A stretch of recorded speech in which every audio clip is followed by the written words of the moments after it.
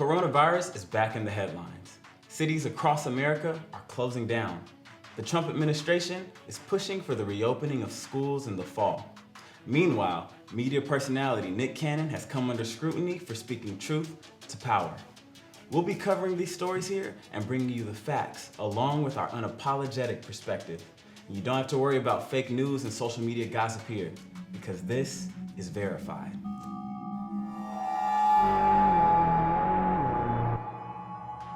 "2020 has been a tough year.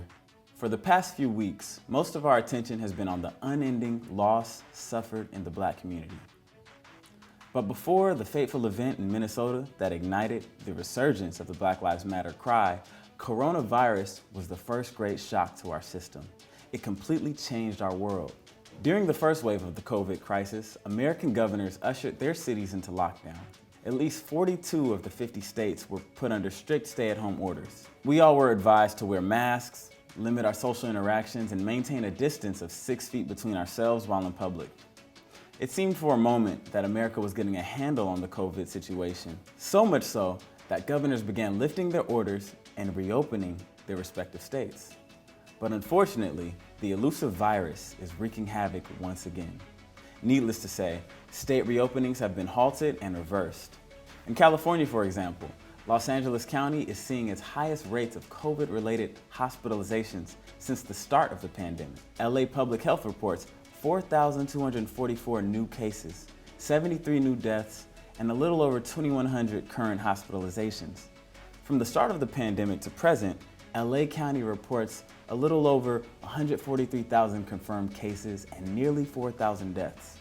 On Monday, Governor Gavin Newsom announced that California would be shutting down all indoor operations statewide. Restaurants, wineries, movie theaters, zoos, museums, card rooms, and bars have been instructed to close operations. He also included fitness centers, malls, places of worships, hair salons, barbershops, personal care services, and offices for non-critical sectors. So basically, everything is coming to a halt once again. But the biggest blow to Californians was the announcement that the beloved Rose Parade will be canceled. Yes, the 2021 Rose Parade will be canceled. To put that in perspective, the last time the parade was canceled was 75 years ago during World War II. In a surprising turn of events, Florida has emerged as the new epicenter of COVID-19. On Thursday, Florida's Department of Health confirmed 13,965 new cases.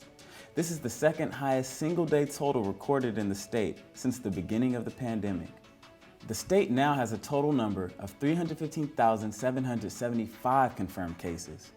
They also have announced 156 new COVID-related deaths, bringing the death toll to 4,677. There is a story growing about whether or not the reported 100% spike of COVID cases in Florida is entirely accurate, but the one thing that is unquestionable are the overwhelming hospitalizations. Sadly, as the cases continue to pile up, Florida hospitals are running out of ICU beds. It's becoming increasingly difficult to keep up with and get care to all who need it. Loss of life, pain, and suffering is no joke. It's very serious. This pestilence truly affects us all. Now that we're here, I want to talk about that word, pestilence. It's not a word commonly used in modern English or in American news outlets for that matter, but we are dealing with pestilence. Pestilence is defined as a deadly, contagious, or infectious epidemic disease that is virulent and devastating. This word is mostly used in religious scripture, namely the Pentateuch or Torah, the Bible, and the Holy Quran. So if you're not from those backgrounds, it may sound a bit unfamiliar to you. Now, why do I bring this up? Well, on July 4th, 2020, Minister Farrakhan addressed the coronavirus pandemic as a pestilence. Let's play that clip. This virus is a pestilence from heaven. Yes, sir. So scholarship from hell can't deal with a pestilence that came from heaven. There has to be a natural connection between heaven and earth. And once that connection is broken, heaven does not suffer. Right. It's the earth that suffers. Interesting, right? He had something quite interesting to say about Florida as well. Once again, I highly recommend everyone check out that lecture in its entirety. There's so much meaning in his words and the words of the scripture, too much for us to unpack in just one broadcast. In the audience that day were many celebrities, but the one I want us to focus on today is Nick Cannon. Which leads us to our final story. Nick Cannon has come under fire recently for some very truthful remarks he made regarding white people on his show, Cannon's Class. In this particular episode, he was interviewing hip-hop legend Professor Griff. For those of you who may not know, Professor Griff is a member of Public Enemy, legendary group. And as you'll see in the following clip, they address the barbaric history of the white man. Let's go ahead and play that. Because they're in these Nordic mountains, they're in these rough, torrential environments, so they're acting as animals. Right. So they're the ones that are actually closer to animals. They're the ones that are actually the true savages. And then they built up such this I don't want to say warrior, but they built up such this conquering barbaric mentality that they're coming out of Europe. They then said, in order for us to survive, we have to take what's not ours. And then they went into the land that actually where we are originated. And instead of trying to make friends, they said, we want what you got. Because there's this mentality of whether it's the Caesars or even that we have to conquer. Right. So I say all that to say the context. And when we speak of whether it's Jewish people, white people, Europeans, the Illuminati, they were doing that as survival tactics to stay on this planet. Interesting, right? At another point in the episode, they briefly discussed the Jewish community. Let's play that clip. To my understanding, now I want to thank Khalid El Hakim from the Black History 101 Mobile Museum. He has set up a talk with a rabbi. Right. This is recently. Right. So, and I'm in front of a room full of Jewish people. Right. And I'm asking basic questions, and maybe you can help me out. Right. So let's look up the word anti-Semitic. Right. Who are the Semitic people? And then we're going to get to the Public Enemy thing. Right. So I looked up who is the Semitic people. And there's a list of Semitic people, and anyone can do this right now. You can look up who are the Semitic people, what are the Semitic languages. Right. Has absolutely nothing to do with any white people. Right.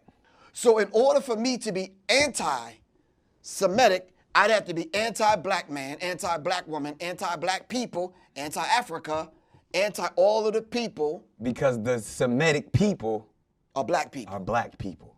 So y'all get that clarity. We're going to say that again. Now, the Semitic people are black people. So I cannot be anti-Semitic. Now, what do they really use the phrase anti-Semitic to do?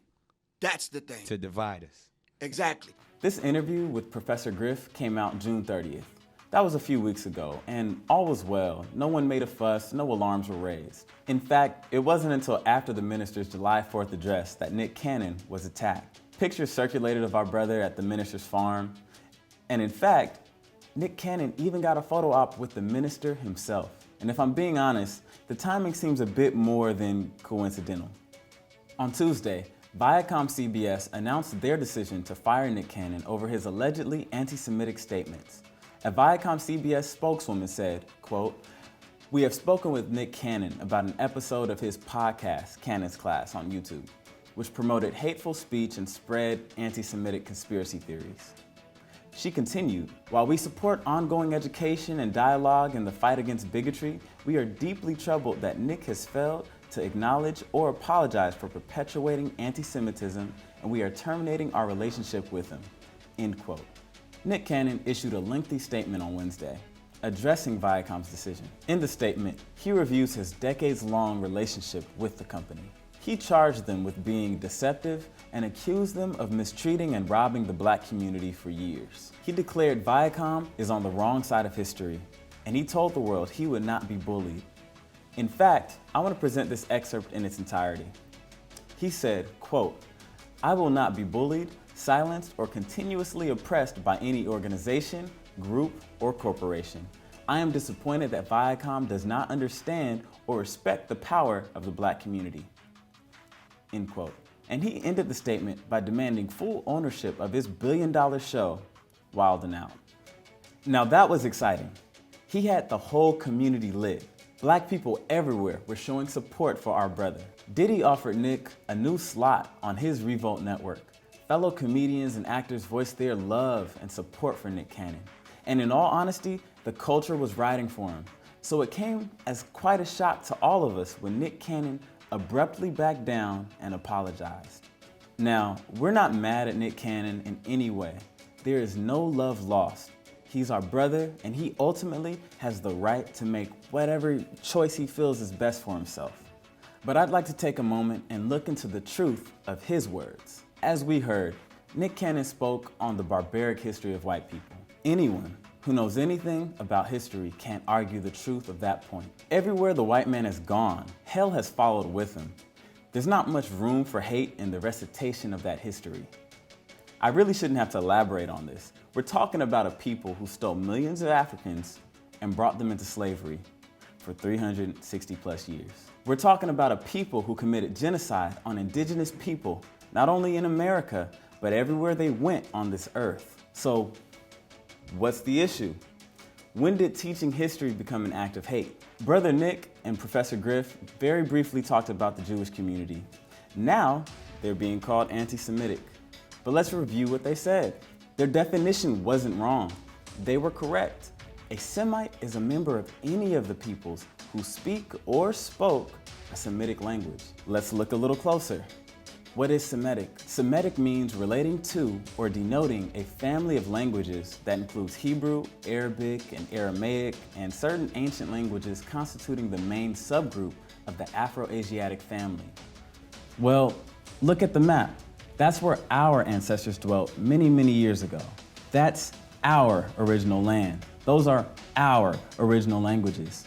The inhabitants of those areas didn't always look as they do now. We were there. So just think about that the next time you hear that silly label. But that's all we have today. If you like our broadcast, please like, share, and subscribe. I'm Nail Ali, and this is Verified.